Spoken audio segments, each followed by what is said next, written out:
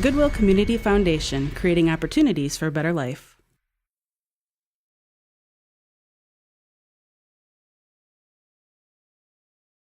In this video, we're going to talk about opening and saving databases and objects.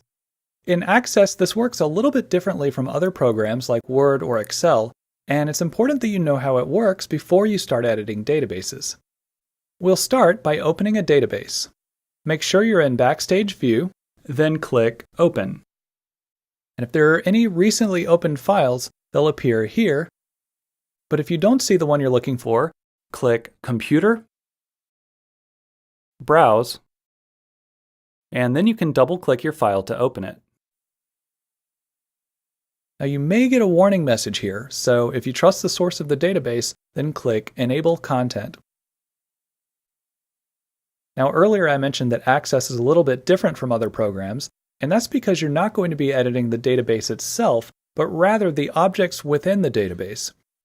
Access treats each one of these objects as separate documents, and each one can be opened, saved, and closed individually. So you can think of the database as just a folder of different objects. Let's open a few objects. Just double-click on each one, and I'm going to open a table, a query, and I think I'll also open a form and a report.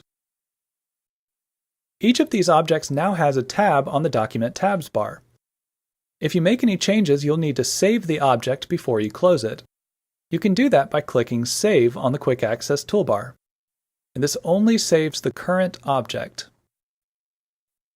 And to close it, you can click the X over on the right.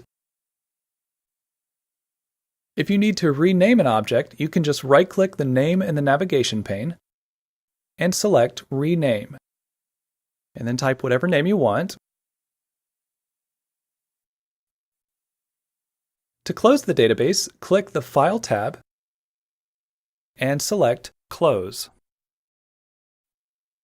And in Access, you're not going to be saving your database because you're saving each object individually. And this may seem a little bit strange at first, but as long as you remember to think of the database as a folder of objects, then you'll be okay.